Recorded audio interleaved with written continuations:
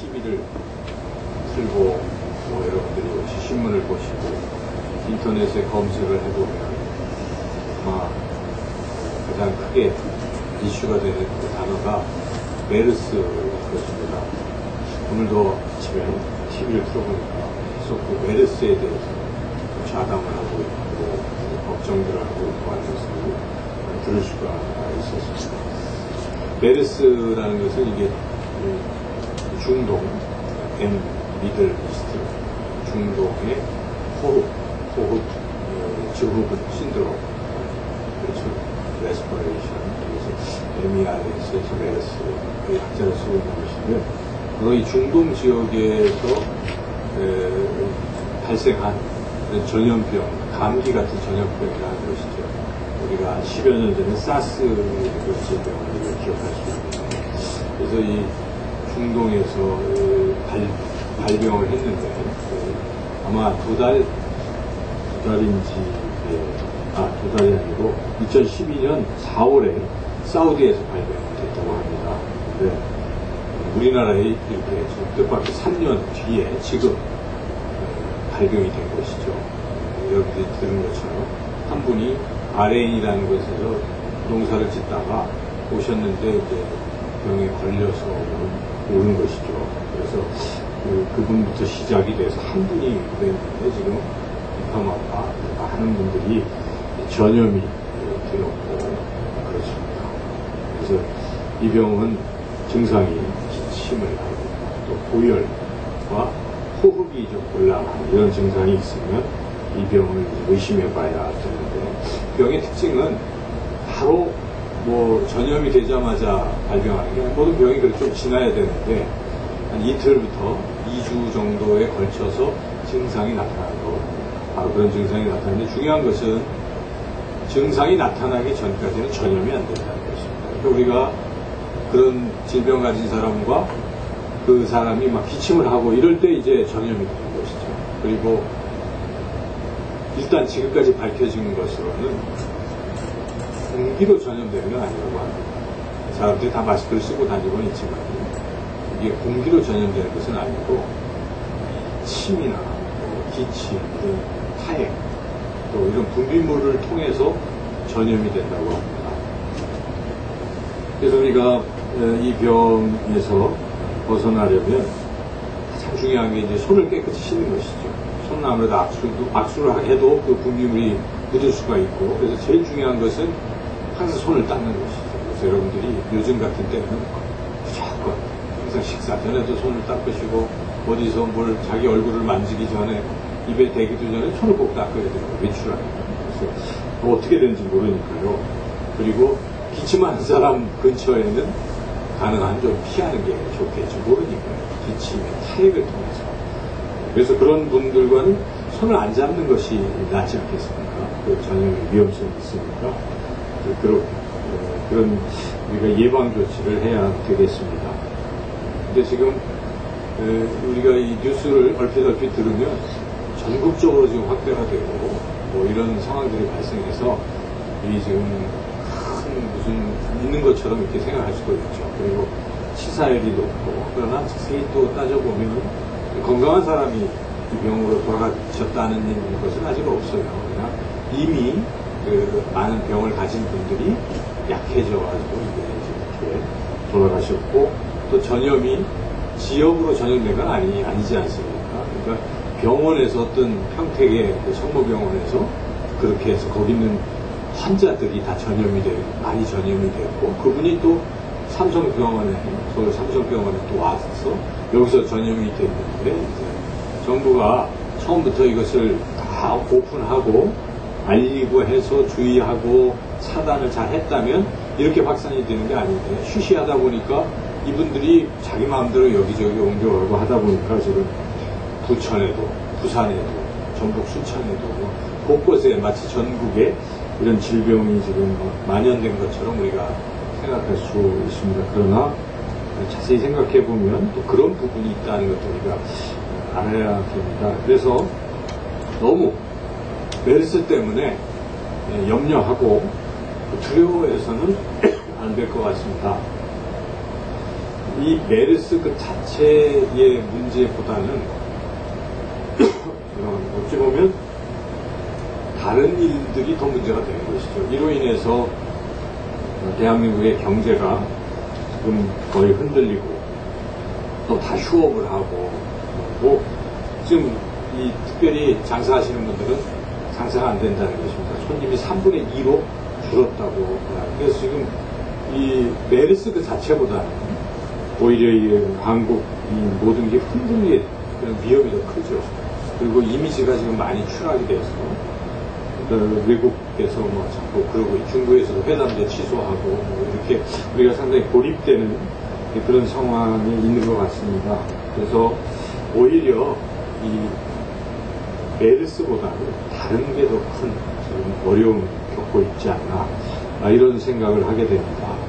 이런 말이 있습니다. 어떤 위험 그것보다도 더 무서운 것은 두려움이라는 것입니다. 그래서 위험으로 인한 그것보다는 두려움 때문에 더 큰 문제가 야기된다는 것입니다. 이런 말도 있습니다. 고통이라는 것 자체는 어느 정도 지나면 극복할 수 있다는 것입니다. 그런데 두려움은 한계가 없다는 것입니다. 두려움은 자꾸자꾸 커지는 경향이 있어서 그걸 막을 길은 없다는 것입니다. 그래서 가장 나쁜 것은 두려움이라는 것입니다. 두려움. 그래서 우리가 메르스라는 이 질병을 놓고 지나치게 너무 두려움에 빠진다면 지금 오히려 더 큰 문제가 될 수 있다는 것입니다. 오늘 하나님께서 주시는 이 본문 말씀도 바로 이 두려움에 관한 말씀입니다. 이 두려움 속에 있는 제자들에 대한 이야기죠. 저는 이 말씀을 주로 이렇게 설교를 하면서 참 놀라운 것들을 깨닫게 됩니다. 우리는 미리 정한 것도 아니고, 그렇죠. 이게 다 미리 순서대로 말씀을 우리가 미리 예고하고 하는데, 하나님께서 오늘 말씀을 통해서 두려움 속에서 어떻게 우리가 벗어날 수 있는지 그런 귀한 메시지를 오늘 주고 있습니다. 그리고 오늘 본문 말씀을 통해서 어떻게 하면 두려움에서 벗어날 수 있는지 귀한 은혜를 깨달으시기를 축원합니다.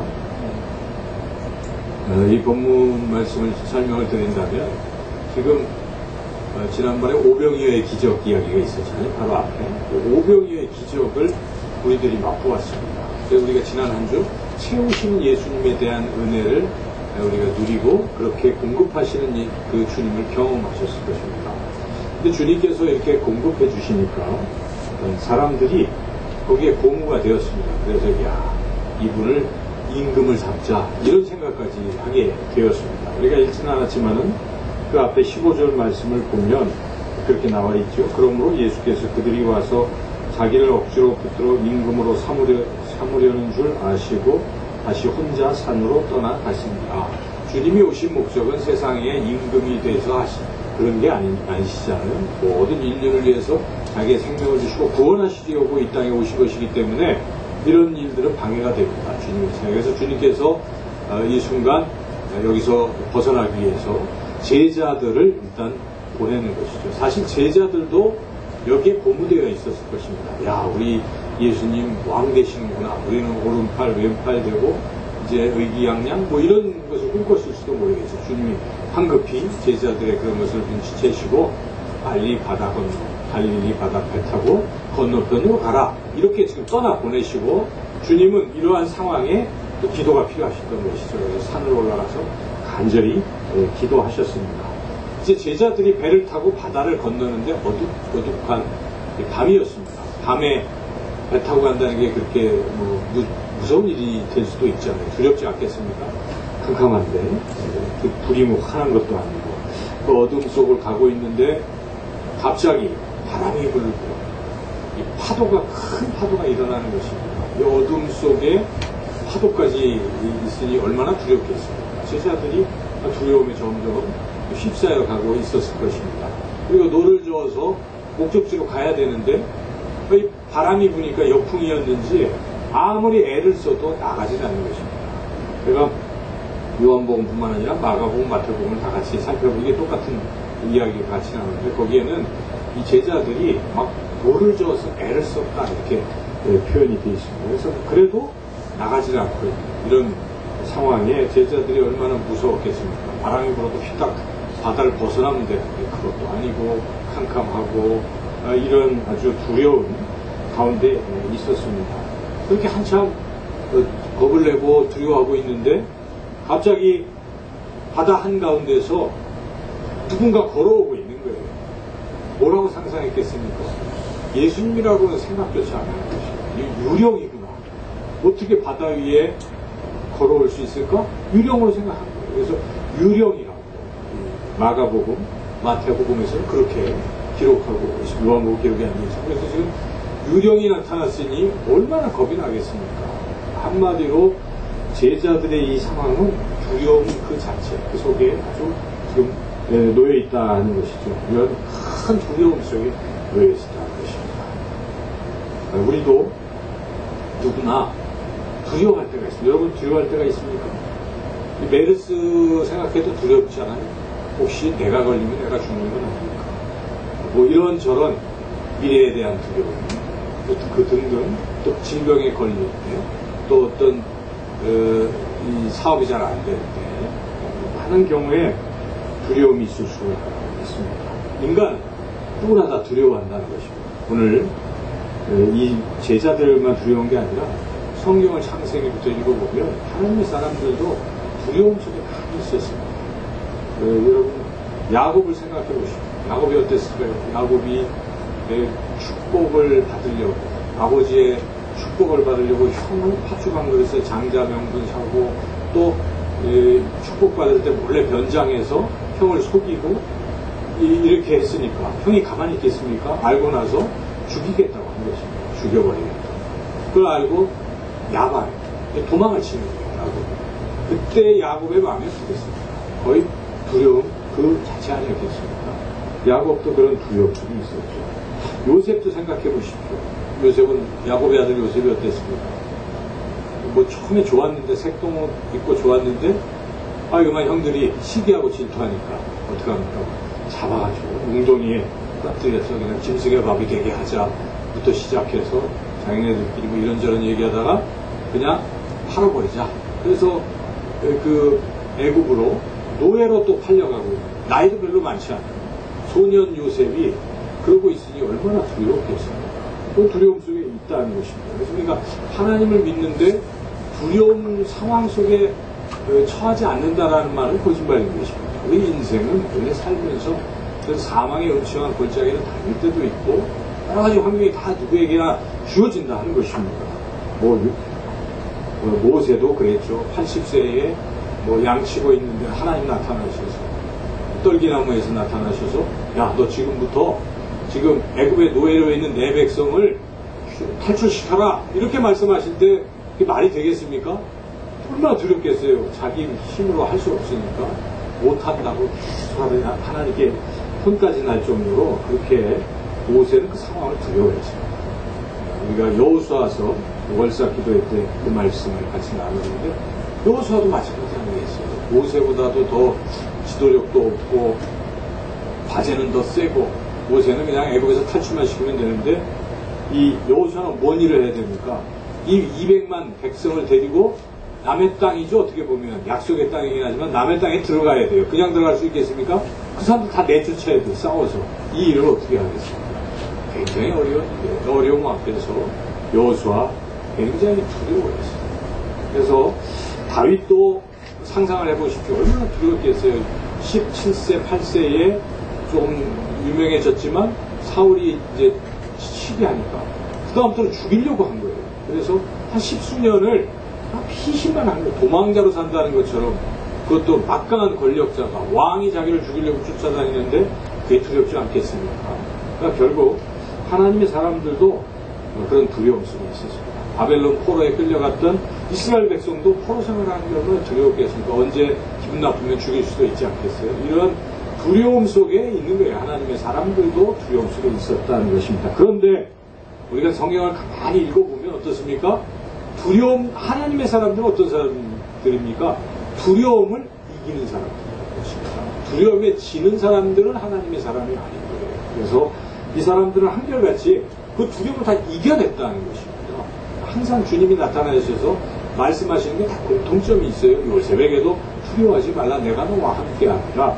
그리고 여호수아에게도 두려워하지 말라. 내가 너와 함께합니다. 바벨론 포로에 끌려가 있는 그 백성에게도 주님이 나타나셔서 이사야 40장 10절에 두려워하지도 말고 놀라지 말라. 내가 너와 함께함이라. 내가 나의 의로운 오른손으로 너를 붙들어 주리라. 이렇게 주님 말씀하셨고 다 그 두려움에서 벗어났다 하는 것입니다. 그래서 우리가 두려움을 이길 수 있는 방법 공통점을 찾았어요. 그것은 무엇입니까? 하나님의 함께 하심으로 우리는 두려움을 이길 줄로 믿습니다. 하나님의 함께 하시면 두려움은 다 메르스도 하나님의 함께 하시면 다 사라질 줄로 믿습니다. 오늘 말씀을 통해서 그럼 구체적으로 우리가 어떻게 이러한 두려움을 이겨낼 수 있는 것인지 오늘 말씀을 통해서 함께 살펴보겠습니다. 첫째는 우리가 두려움 속에 놓여있는 그 순간 반드시 하나님 우리에게 다가오신다는 것입니다. 이것을 잊지 말라는 것이죠. 오늘 이 본문 가운데에 19절 말씀을 우리가 다시 한번 읽어보겠습니다. 19절 말씀을 읽겠습니다. 제자들이 노를 저어 10여리쯤 가다가 예수께서 바다 위로 걸어 배에 가까이 오심을 보고 두려워하거늘. 지금 이런 바다 속에 있을 때 누가 오셨습니까? 예수님이 오신 거예요. 그렇죠. 여기는 이렇게 짧게 기록되어 있지만 마가복음과 마태복음을 보면요, 주님이 다 보고 계셨던 것입니다. 기도를 하시면서 바다를 보신 거예요. 그런데 이렇게 보시니까 무엇을 보셨다고 마가복음 기록하고 있냐면 애써 노를 젓는 모습을 보시고 이렇게 기록되어 있어요. 그래서 참 힘들고 어렵겠구나 하는 것을 보시고 이제 주님이 해결해 주시려고 다가오고 계셨습니다. 물론 이 사람들은 거기에 두려움까지 있었던 것이죠. 그래서 우리가 어려움과 어둠 속에 있고 어떤 두려움 속에 있을 때 꼭 기억할 사실은 하나님이 나에게 오신다 하는 사실입니다. 여러분 그런 것을 경험하셨습니까? 두려움 가운데 하나님이 내게 다가오신 그러한 모습을 여러분 경험하셨습니까? 삶에서? 우리가 이 요한복음을 쭉 지금까지 읽어본 것들만 살펴봐도 다 그랬어요. 주님께서 가나 혼인잔치에 주님이 오셨잖아요. 그래서 물이 포도주가 다 떨어졌을 때 주님이 채워주셨다는 것이죠. 주님이 오신 것입니다. 사마리아 여인 남편이 7이고 온 동네 사람들한테 조롱당하고 혼자 몰래 숨어서 물뜨고 하는 이 여인에게 누가 나타나셨습니까? 예수님이 나타나신 거예요. 사마리아 여인이 예수님 오세요 초청한 것도 아닙니다. 그냥 예수님이 다 아시고 나타나셔서 그의 모든 문제를 해결해 주셨다는 것입니다. 지난번에 말씀 우리가 들었던 38년 된 병자는 어떻습니까? 아무도 그를 치료해 줄 수가 없는 것이죠. 물속에 넣어줄 사람이 아무도 없는 상황에 예수님이 직접 찾아가신 것입니다. 그 연못가에 찾아가시고 많은 병자들 중에 누구를 주목하셨습니까? 가장 불쌍한 그 38년 된 병자를 주목하시고 그를 찾아가셨다는 것입니다. 우리 예수님 그러신 분입니다. 심지어 우리 예수님은 믿지 않는 사람들에게도 찾아가시는 줄로 믿습니다. 요한계시록 3장 20절이 그것 아닙니까? 볼지어다 내가 문 밖에 서서 두드리노니 누구든지 내 음성을 듣고 문을 열면 내가 그에게로 들어가 그와 더불어 먹고 그는 나와 더불어 먹으리라. 오늘날도 주님은 믿지 않는 사람들의 마음 문을 지금 두들기고 계신 거예요. 주님이 찾아가시는 것입니다. 문제는 마음의 문을 안 열어서 그렇죠. 주님은 지금도 그 누구에게도 다 찾아가시는데 하물며 하나님의 자녀인 우리가 고난당하고 있을 때 주님께서 찾아오시지 아니하시겠습니까? 저는 믿습니다. 주님께서 우리가 힘들고 어려울 때 그것을 보시고 우리를 찾아오시는 주님이신 줄로 믿습니다. 두 번째로 찾아오신 주님을 우리가 잘 알아봐야 된다는 것입니다. 잘 느껴야 된다는 것. 주님이 오셨구나 하는 것을 빨리 깨달아야 된다는 것입니다. 그래야 두려움을 이길 수가 있죠. 주님은 오셨는데도 모르고 있으면 이 두려움을 이겨낼 수가 없지 않겠습니까? 오늘 본문에 제자들은 처음에 몰랐잖아요. 안 게 아닙니다. 여기 20절 말씀을 같이 한번 읽어보겠습니다. 20절 시작. 이르시되 내니 두려워하지 말라 하신대. 지금 이들은 예수님이 오셔도 두려워했던 이유는 무엇입니까? 예수님이 아닌 줄로 알고 있는 거죠. 유령으로 알고 있기 때문에 우리도 그런 것입니다. 주님은 틀림없이 우리를 찾아오시는데 우리가 어려운 가운데서도 주님임을 몰라보게 된다면 여전히 두려움 속에 있습니다. 알기만 하면 우리는 벗어날 수 있지 않습니까? 구원자가 오셨는데 우리가 겁낼 게 뭐가 있습니까? 주님이 해결하실 텐데 사망의 음침한 골짜기를 다닐지라도 해를 두려워하지 아니하는 것은 주께서 함께 하시고 주의 지팡이와 막대기가 나를 안위하시나이다. 다윗이 그렇게 고백했던 것은 주님이 오셨다는 것을 깨달았기 때문에 그런 것입니다. 우리도 주님이 우리에게 오셨다는 것을 우리가 알아볼 수만 있다면 두려움에서 벗어날 줄로 믿습니다. 근데 주님을 잘 몰라보는 경우가 많아요. 주님이 오셔도. 성경에 사무엘도 어땠습니까? 하나님이 자꾸 말씀하셔도 어떻습니까? 못 알아듣고 있잖아요. 나중에 엘리가 그 하나님이셔 하니까 그때 알아들을 때도 있어요. 그래서 우리가 잘 모르고 그냥 있을 때도 있습니다. 또 신앙이 이제 어리면 사무엘처럼 아주 어린 것처럼 우리가 영적 신앙이 어리면 주님이 오신 것을 잘 느끼지 못하고 깨닫지 못할 수가 있어요. 그래서 신앙이 성장한 후에 과거를 돌아보면서 뭐라고 고백들 하십니까? 아, 그때 알고 보니까 주님께서 오셨구나. 여러분 그런 고백을 할 때가 많잖아요. 근데 이왕이면 우리가 주님이 오셨을 때 즉각적으로 주님 오신 것을 깨닫으시길 축원합니다. 어떻게 하면 주님이 내게 오시면서 깨달을 수 있겠습니까? 저는 방법이 딱 하나입니다. 늘상 우리가 기도하고 있으면요, 쉬지 말고 기도하고 있으면 영적으로 어떻게 깨어있는 사람이 되니까요, 예민해집니다. 주님이 오신 걸 영적으로 분별할 수가 있어요. 아, 내가 어려워도 주님이 오셨구나, 함께 하시구나, 이걸 느끼니까요, 그런 분들은 두려워하지 않습니다. 그래서 우리가 신앙이 있어야 된다는 것입니다. 자꾸 기도해야 돼요. 기도하면, 성령 충만하면 주님이 내게 계신 것을 우리가 알 수가 있습니다. 또 여러분, 그래서 성전에 나와서 기도하는 건 참 중요한 의미가 있어요. 그렇죠? 저는 성전에 나와서 기도하시면 여러분들이 정말 복 받을 것이라고 늘 생각합니다. 이 성전에 나와서 특별히 힘들 때는요, 꼭 나오세요. 너무 어렵다, 힘들다, 두렵다, 내 마음이 두렵다, 잠도 안 온다, 그럴 때 여기 오시라는 거예요. 오셔서 주님 하고 기도하세요. 여기 사람도 별로 없잖아요. 여러분 기도할 수 있잖아요. 혼자서 음악 틀어놓으면 주님 하고 기도하시다 보면 내게 찾아오신 주님을 반드시 만나게 될 줄로 믿습니다.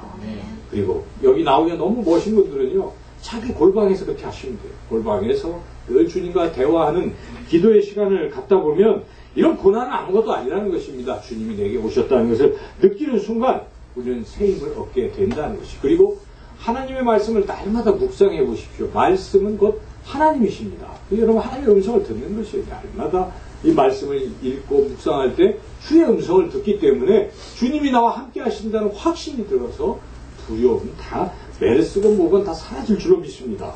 저는 이번 주에 우리 아들 요한이를 군대에 보내면서 제가 책을 한 권 선물을 했습니다.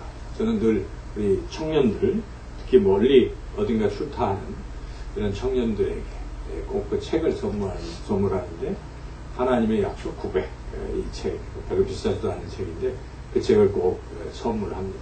거기에 보면은 이 성경을 다 읽기는 어려울 것 같고, 제가 젊은 사람들이 다 이거 읽고 있겠습니까? 바쁜데 잘 못 읽을 것 같아요. 근데 거기는 약속의 말씀만 있으니까요.